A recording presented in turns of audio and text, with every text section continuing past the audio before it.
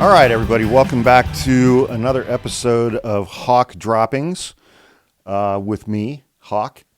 How you doing? I am recording this episode on Sunday, August 11th at 6:15 p.m. In this week's episode, we are going to talk about Republican voter suppression efforts in red states and swing states, and we're going to talk about laws that Republicans have passed in Texas and Georgia to permit state officials to overturn the results of legitimate, free, and fair elections in order to continue their ruthless campaign of governing with a minority. Republicans can only win by cheating. The Electoral College is affirmative action for Republicans, and Republicans hate women and girls. And given all of those things, Republicans are working day and night to ensure, let me say it this way. We've all seen those inbred howler monkey Gomer MAGA chuds in our comments that say, we are not a democracy, we are a constitutional republic, which is essentially the same thing as saying, I don't have a dog, I have a German Shepherd. That's how dumb they sound when they say that. But what are they really saying when they say that phrase? They are saying that not everybody's vote should count, and that some people's votes should count more than others. I'll leave it up to you to figure out whose votes they think should count more than other people's votes, and who they think votes shouldn't count at all. It's exactly who you think it would be from these MAGA chuds.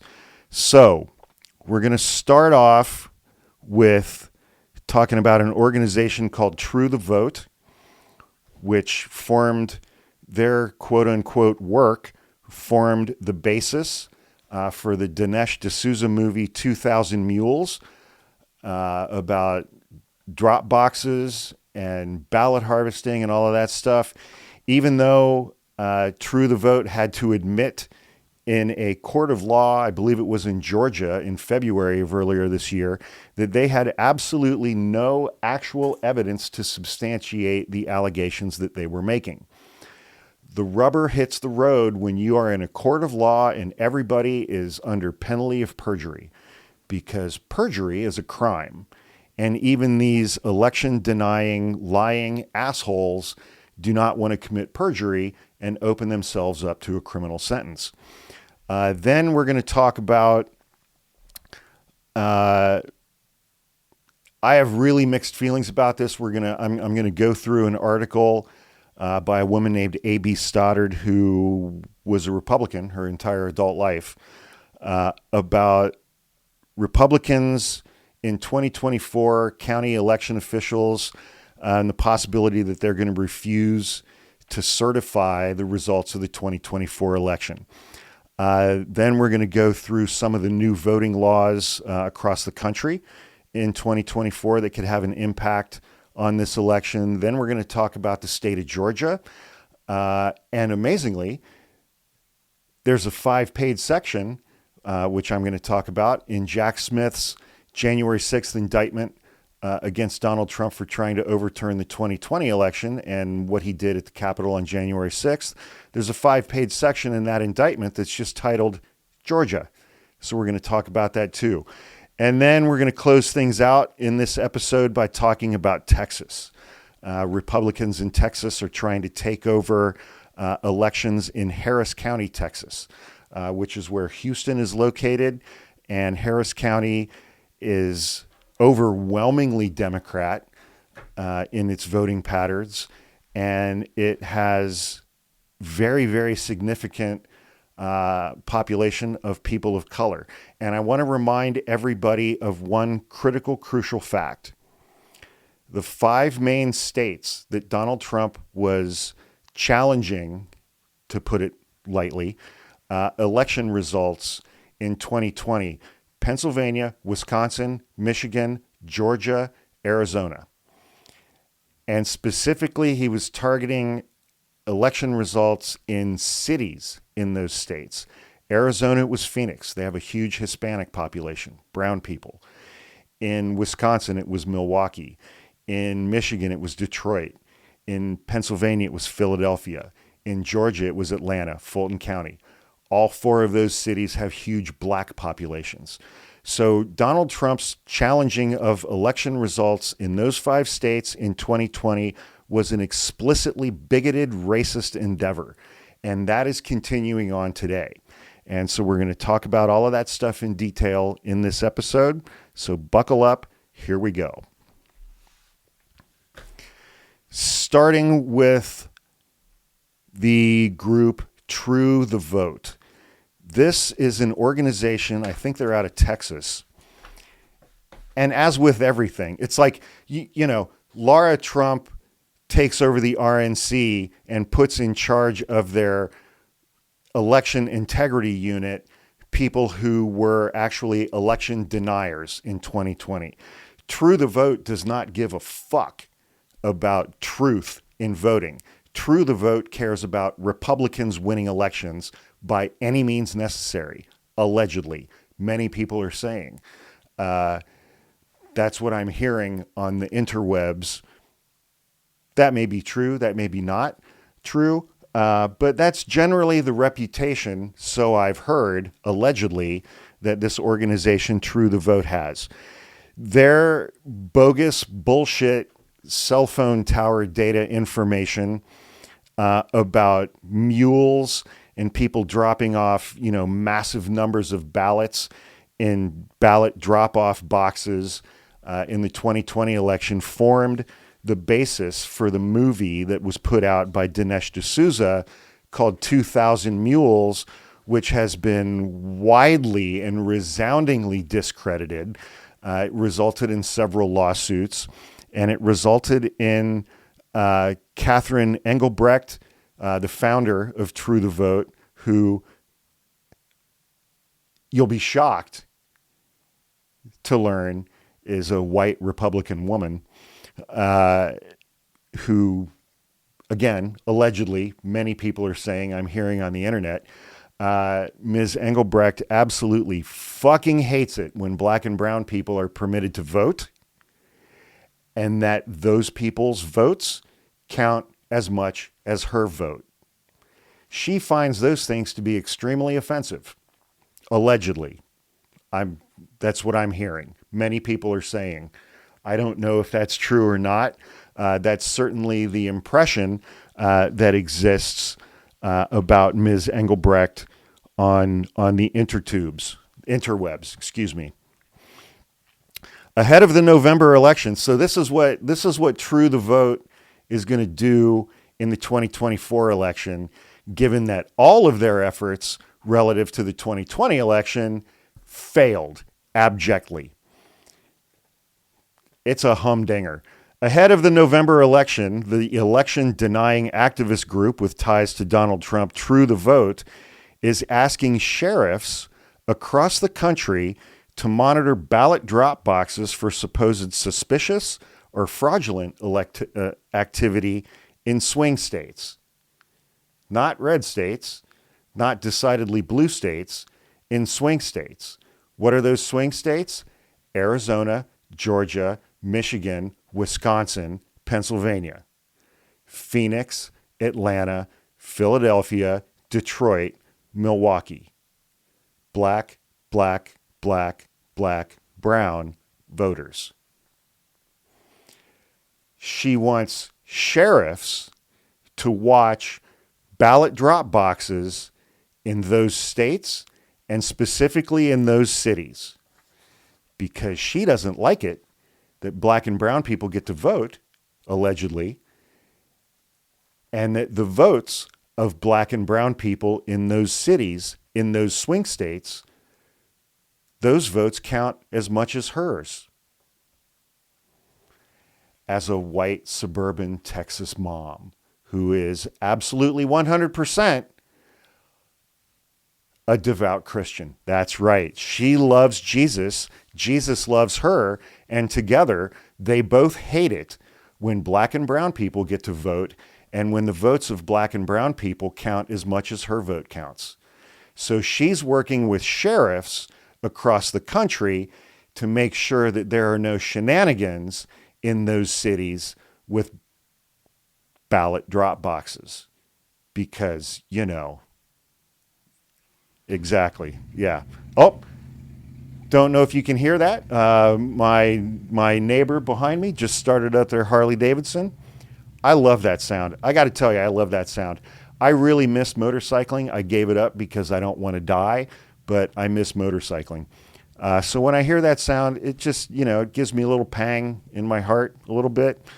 There were a couple of specific things here. So in an interview that she gave last month, she explicitly detailed the group's plan to work directly with sheriffs in swing states and only swing states, and really those cities in swing states which have massive populations of black and brown voters, to work directly with sheriffs in swing states throughout the country to urge them to monitor ballot drop boxes for supposed instances of fraud, even though she had to admit before a judge in a courtroom in Georgia in February that her group had no evidence to support claims of ballot stuffing.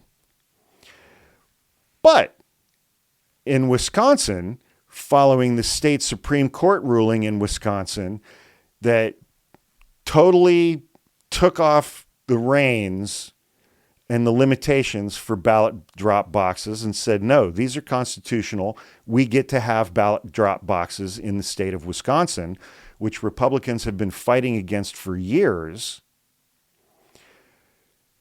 And because of a recent election, shifted that court's majority from conservative to liberal.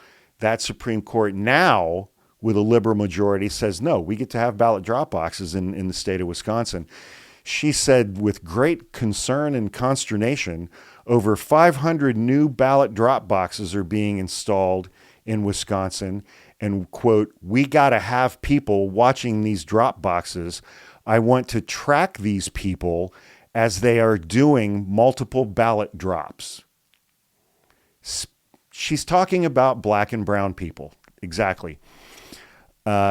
Engelbrecht then raised additional baseless claims, arguing that there is a tragedy, quote unquote, playing out in states like Michigan and Wisconsin, where state officials supposedly told voters that they would monitor these drop boxes and then didn't. Quote, what we are doing at True the Vote is taking an extra step and working with sheriffs to identify areas that sheriffs would be willing to allow us to grant them camera equipment so that they can monitor ballot drop boxes, and we, True the Vote, on our website can live stream those cameras showing ballot drop boxes. Are you fucking kidding me? She noted that True the Vote is currently working with 3 extremely influential sheriffs, but she declined to name those sheriffs. The group recently released a 44-page, quote, advocate handbook, unquote, warning against the non-existent threat of non-citizens casting ballots and an explicit call for vigilante activity in targeting voters based on their race or ethnicity. They're not even trying to hide it. The handbook asks supporters to help review and report ineligible voter records. How the fuck would average people... Never mind. Something that David Becker, the executive director and founder of the Nonpartisan Center for Election Innovation and Research, said are merely designed to create political partisan fear of immigrants and black people. All right, now on to the article by A.B. Stoddard. This is a really good article. It says, get ready now. Republicans will refuse to certify a Kamala Harris win in November. published on the Bulwark website. If you're not subscribed to the Bulwark, you really should be. It's a bunch of never Trump Republicans. They're reasonable, rational people on the right. I disagree with a lot of their positions on things. But I mean, Tim Miller does the daily podcast for the Bulwark. I think that's free every day. I listen to that podcast almost every day. He makes me lose my fucking mind sometimes because I disagree with him about some things, but he's rational and reasonable about things. And he's entertaining and he wears pearls. So, you know, that drives conservatives out of their fucking mind because he's gay and he has a husband. And they adopted a young black girl who is their daughter. And so they have a family and they live in Louisiana, I think in New Orleans. And that constellation of circumstances also makes Republicans, MAGAs, lose their fucking minds. So I appreciate Tim in a lot of ways. I really do. He's incredibly smart. He has a tremendous amount of experience. He's worked on multiple presidential campaigns, none of which were successful, thank God. But the Bulwark, like Charlie Sykes was a mainstay. I don't think he's really part of that site anymore. I think he kind of retired, but he's still on MSNBC. But they also have Sarah Longwell and Jonathan V. Last. And every single fucking time I hear Jonathan V. Last talk about anything, he always makes me think. Sarah Longwell, I absolutely love. She is one of the most dedicated people I've ever encountered in my entire existence. She has a weekly podcast called The Focus Group, and she does focus groups, like several every week, with people who voted for Joe Biden and now are voting for Donald Trump, or people who voted for Donald Trump and then voted for Joe Biden and now they're voting for Kamala Harris, or two-time Trump voters who are now voting for Kamala. I mean, her focus groups are amazing, and you get to hear raw audio of these actual people in these focus groups. And the three of them do a podcast that you can only get if you subscribe. They do it every week. I think it's called The Next Level. And it's just, it's really extremely intelligent, high-level discussions with three people who have just such incredibly deep understandings of politics in this country and Republican politics in this country. And I always learn something. I always benefit from listening to the podcasts from the Bulwark. If you haven't subscribed, you should subscribe to the Bulwark. They put out multiple. It's like I'm sitting here recording a fucking podcast and I'm telling you guys to go check out these other podcasts. I mean, whatever. Okay, so let's get to A.B. Stoddard's article. And she's somebody who I disagree with quite a bit as well. But again, she always makes me think. Trump is no longer on track to win this election, which he has been for more than 6 straight months. Instead, the momentum, money, voter registration, volunteering, I will add excitement and enthusiasm, grassroots organizing, polling, online engagement, all favor the Democrats, and it now looks like Trump could easily lose. But that won't happen because Trump doesn't lose. Trump's a winner. He's a killer. He beat Joe Biden in 2020, remember? Fake election. Yeah. The big lie. Her main point for this article, I disagree with some of the things that she says in here and how catastrophic this may be. She discusses the recent Rolling Stone article where they're like, oh my God, we found 70 county election people who are super MAGA and election deniers. That's not enough to overturn the results of an election nationwide, is my opinion. She has a slightly different opinion. But I think the foundation of this article is that Donald Trump is going to lose in November. Donald Trump on election night will tell us clearly, explicitly on camera that he does not accept that. He will say, once again, we won this election. This election was stolen from us. The Democrats stole this election for a second time. And then we're going to be off to the fucking races until Inauguration Day. And between Election Day and Inauguration Day, I think there's 10 or 11 weeks. And as we saw in 2020, going into 2021, you can pull a significant amount of dumb fuckery in 11 weeks. Just think back to all the shit that Trump and his cronies did between Election Day 2020 and Inauguration Day 2021, capping it off with January 6th. And my favorite part about that first month in 2021, January 6th, well, for 2 months, Donald Trump had 6 attorneys helping him try to overturn the election results. John Eastman, Little Kenny Chesbrough, Sidney Powell, Rudy Giuliani, Jenna Ellis, and there's another one that I'm forgetting. He also had Boris Epstein, and by January 6th, they were unsuccessful. He was still in office for 2 weeks. He could have pardoned all 6 of them. He did not, because he's transactional and they were unsuccessful. Why should he reward them with a pardon when they didn't get the fucking job done? January 6th, how many thousands of his supporters stormed the Capitol? Between January 6th and January 20th, he could have pardoned every single one of them. He didn't, because they didn't get the job done. He's transactional.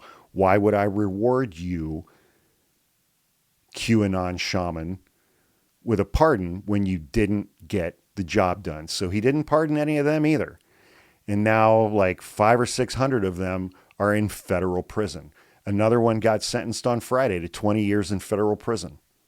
He didn't pardon any of them. That's the one-way loyalty street with Donald Trump. And so there are a lot of these people at the county level who are going to cause problems. But now we know, this time we know they're going to do it. Democrats are getting prepared nationwide and in swing states. And let's talk about this for a second. Pennsylvania has Democratic governor, Democratic Secretary of State, Democratic Attorney General, and one of the 2 branches, either the House or the Senate at the state level, is under Democratic control, one's under Republican control. They're not getting anywhere in Pennsylvania. Wisconsin, all Democrats. Michigan, all Democrats. Arizona, all Democrats up top, but Republican State House. Nevada, Republican governor, everything else is Democrat. Georgia, Republican House, Republican Senate, governor, Secretary of State, Attorney General, all Republicans. But in Georgia, Governor Brian Kemp, Secretary of State Brad Raffensperger, did not go along with Trump in 2020 with his efforts to overturn the 2020 election. The phone call, fellas, I just need you to find me 11,780 votes. Come on. And this time around, Donald Trump is not the sitting president of the United States. He does not have control over the executive branch. He doesn't even fucking have control over Fox News anymore. He doesn't have control of the executive branch. He doesn't have control of the Department of Defense, the DOD, the National Guard, White House Counsel's Office, the Attorney General. He doesn't have control over those things this time. It is going to be immensely more difficult for him to pull the type of shenanigans that he did in 2020 when he's not in office in 2024. He's a private citizen right now. He can't call up the DOJ and order them to do anything at all. And as I said on a TikTok the other day, my personal preference would be that after Kamala Harris, as the president of the Senate, because she's vice president of the United States, she runs the Senate, she will oversee the certification of the Electoral College votes on January 6th, 2025. She will oversee the certification of her own victory in the Senate. And it would be my thought that the following day, on January 7th, 2025, that Joe Biden would resign the office of presidency and elevate her to that office of president of the United States for the final 2 weeks of what would be his term, because it will be much easier for her to hold on to an office that she already has. because they're not going to stop until Inauguration Day. They may not stop at Inauguration Day. Donald Trump will never, ever, ever, ever, ever admit that he lost the 2024 election. He still hasn't admitted that he lost the 2020 election. And 70% of the people who voted for him in 2020 still believe to this day that the 2020 election was stolen. That's 50 million voters who believe the 2020 election was stolen. Still to this fucking day with zero evidence. Now, let's talk. Well, I'm going to come back to that in a second. Let's talk about some new voting laws that are going to affect voting in 2020. It depends on whether it's a red state or a blue state.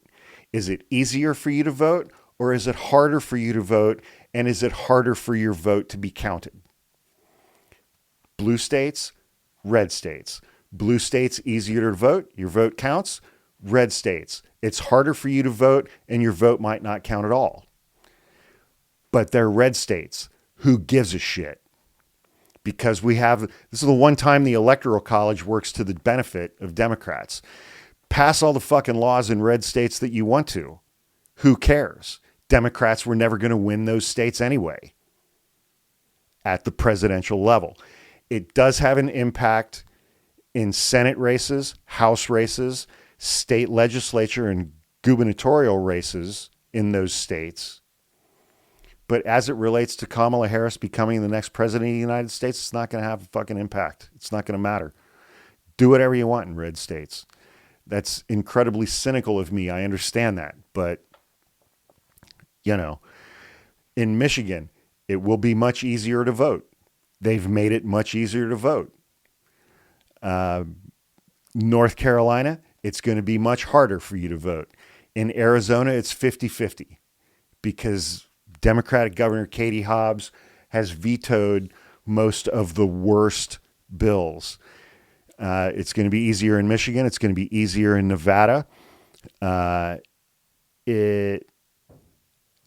In North Carolina, there's like a voter ID law, and they did a bunch of other shenanigans. We're going to talk about Georgia in a moment here, because Georgia, it's all Republican top to bottom. In Pennsylvania, Governor Josh Shapiro created a system that automatically registers eligible residents to vote when they obtain or renew a driver's license. That should be the law across the country. When you're 18 years old and you have a driver's license, you should be automatically registered to vote. Republicans can only win by cheating. And they know demographically that their voters, people over 60, are dying off. People under 40 are not voting for Republicans, not nearly at the levels that they need to be for Republicans to keep winning elections. So they want to prevent people of color, women, and people under 40 from being able to vote and from their votes counting. Nevada, easier to vote. Arizona, it should still be relatively easy to vote. Wisconsin, it's going to be easier to vote as well. Let's talk about Georgia. Here is the indictment that Jack Smith got against Donald Trump from a grand jury in Washington, D.C. Starting on page 12 of that indictment. And here's one critical thing that I want everybody to remember. Remember when Rudy Giuliani was going around and doing these fake hearings in front of state legislatures, and most of them couldn't even be held in the actual state houses because they were such bullshit. So you got Republican members of the Georgia State Senate to go to a fucking hotel ballroom and have this quote unquote hearing with Rudy Giuliani, quote unquote, testifying before these Republican members of the Georgia State Senate about all this voter fraud, Ruby Freeman, Shay Moss, everything that happened at the State Farm Arena, boxes and bags of ballots coming out from under the table. During that hearing, I want everybody to remember this. During that hearing, seated beside him was another Trump election attorney named Jenna Ellis. And during that hearing, Rudy Giuliani had COVID. And at one point, he farted on Jenna Ellis. And Rudy Giuliani's fart cloud gave Jenna Ellis COVID. Jenna Ellis got COVID from a Rudy Giuliani fart cloud.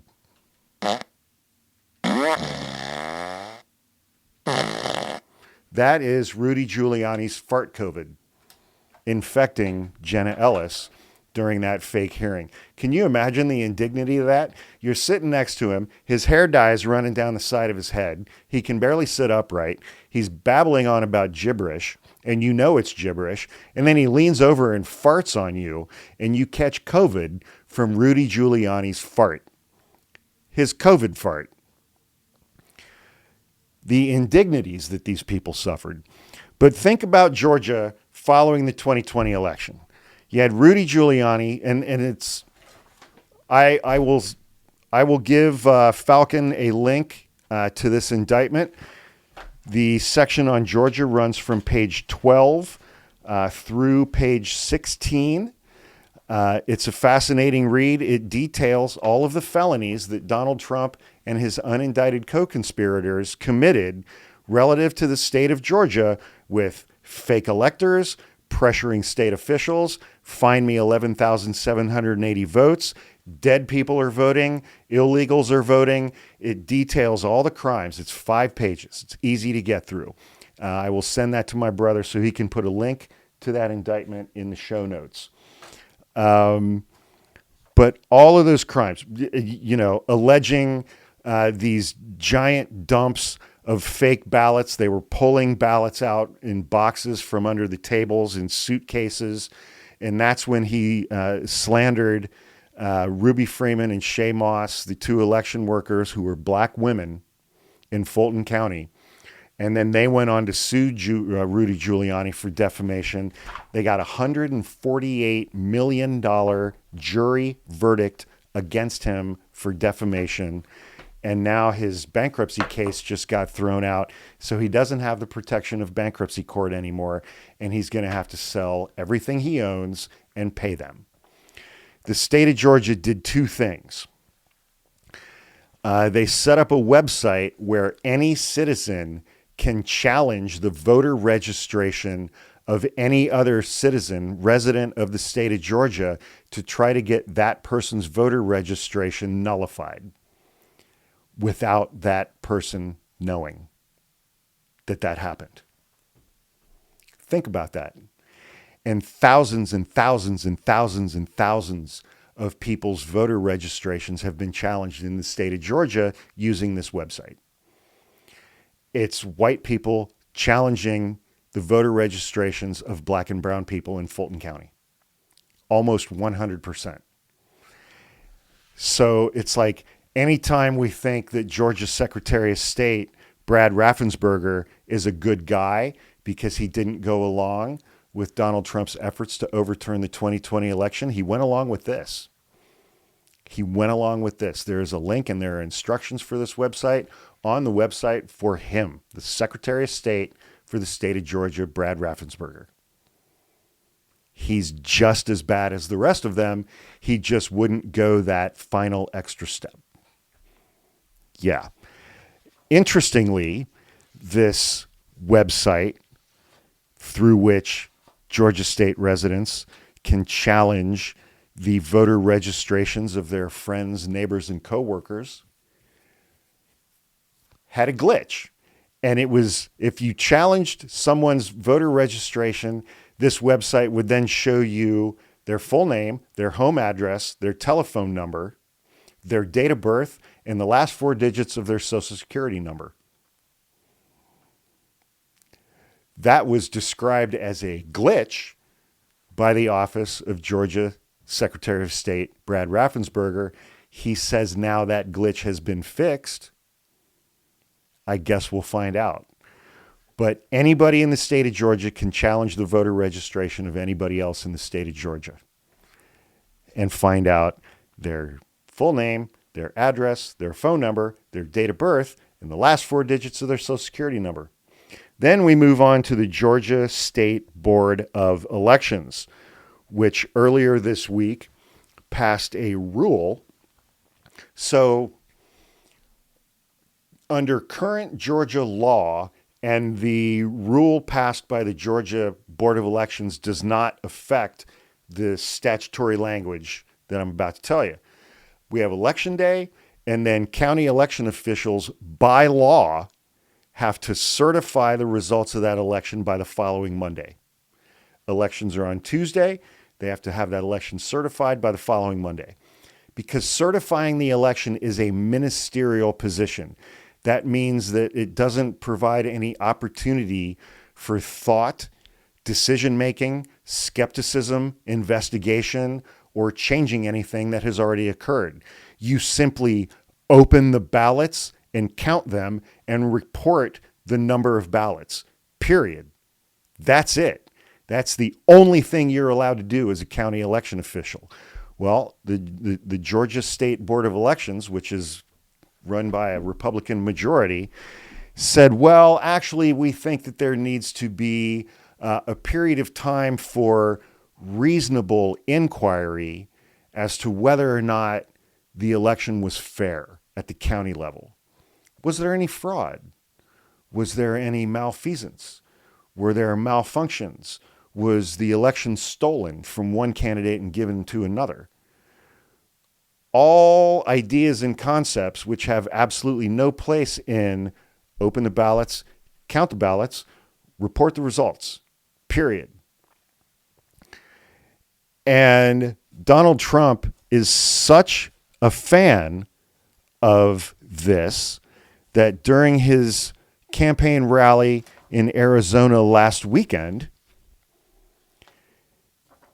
during his campaign rally speech, he had invited these 3 Republican State Board of Election members to come.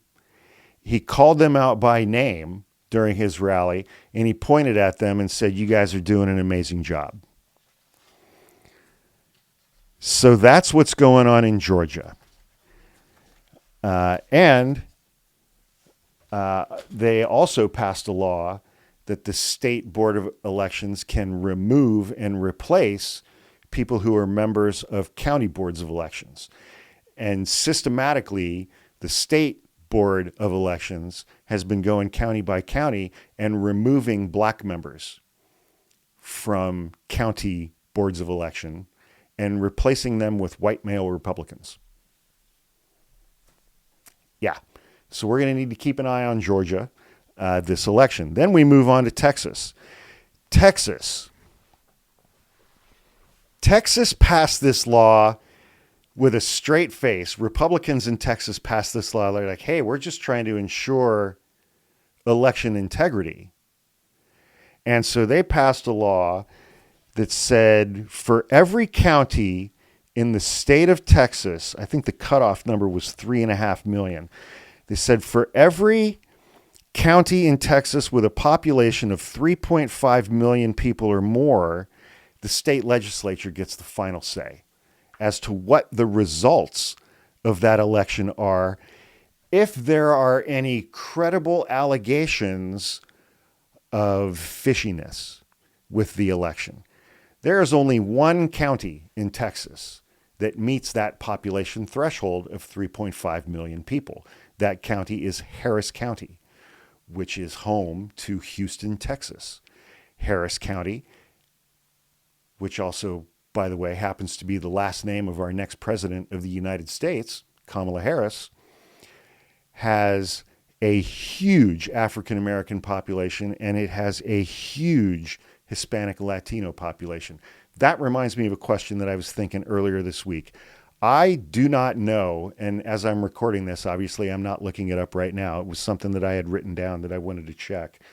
I do not know the proper differentiation between the words Hispanic, Latino, what is currently acceptable, what is not acceptable, what group or groups each of those terms decide.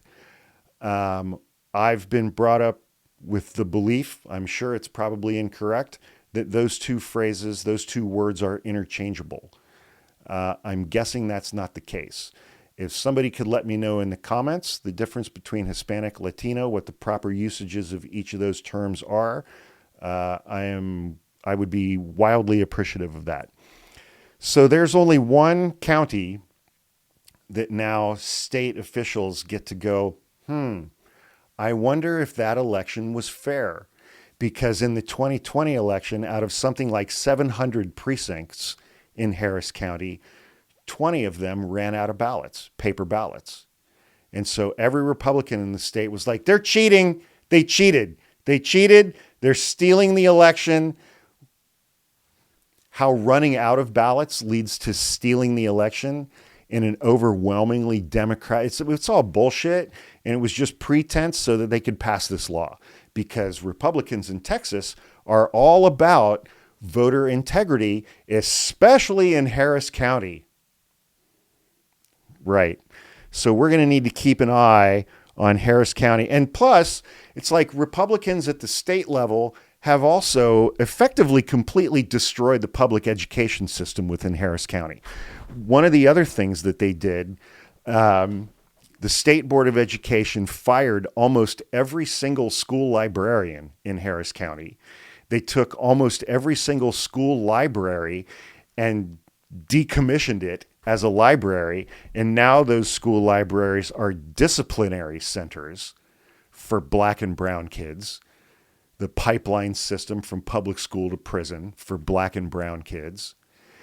And now that school is getting ready to start, I think there were something like 11,000 teachers in the public schools in Harris County. Almost 5,000 of them have quit in advance of the 2024 school year. Almost 50% of the teachers have quit, and they're getting ready to start a new school year with no libraries, no librarians, and 50% fewer teachers for Black and brown kids.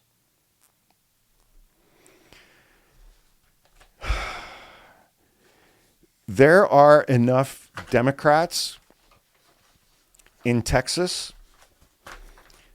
to turn that state blue this year.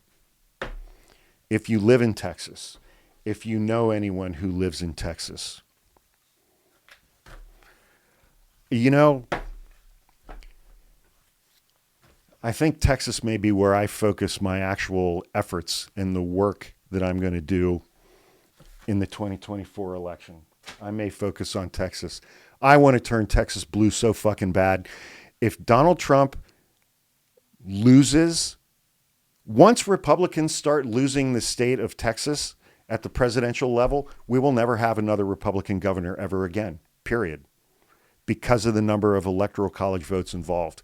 There is no way for Republicans to make up that electoral votes are calculated primarily on population, but they also get 2 electoral college votes automatically for the number of senators the states have. And the rest is the number of members of the House of Representatives that they have. Texas is the second most populous state in the country. It has the second largest number of members of the House of Representatives in the country. If Republican presidential candidates start losing Texas, we will never, ever have another Republican president of the United States ever again. If Democrats can take over the state government in Texas, think of what they could do to fix public education, to fix immigration in that state, to fix healthcare in that state, to fix abortion and reproductive healthcare rights in that state, to fix how that state governs workers in that state, how that state supports and provides for poor people. I mean, there are 30 million people in that state. And the people who run the state government in that state don't give a fuck about any of those people if they're worth less than $1 million and they're a straight white Christian man. I may focus my efforts entirely on Texas this year. All right, that wraps up this episode of Hawk Droppings. I got a little agitated during this episode. You may have picked up on that. Because this stuff makes me incredibly angry because it's Republicans trying to take away the voting rights of people who disagree with them politically.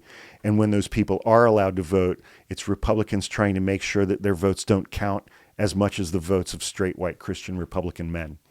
And that is infuriating to me. It is absolutely infuriating to me, and it just sends me into a fucking rage.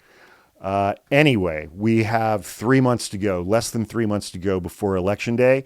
And Election Day itself is going to be the first hurdle. The second hurdle is going to be that period between Election Day and January 6th and January 20th, Inauguration Day.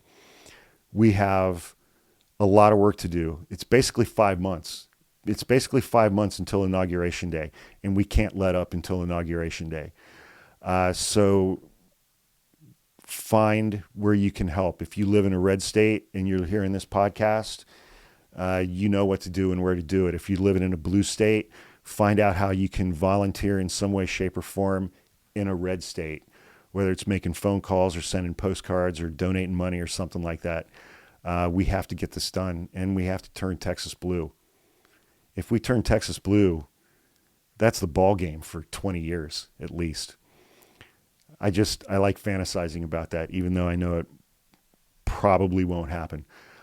Anyway, thank you everyone who has subscribed. If you're hearing this for free, please, the audio, please go to our website, hawkpodcasts.com.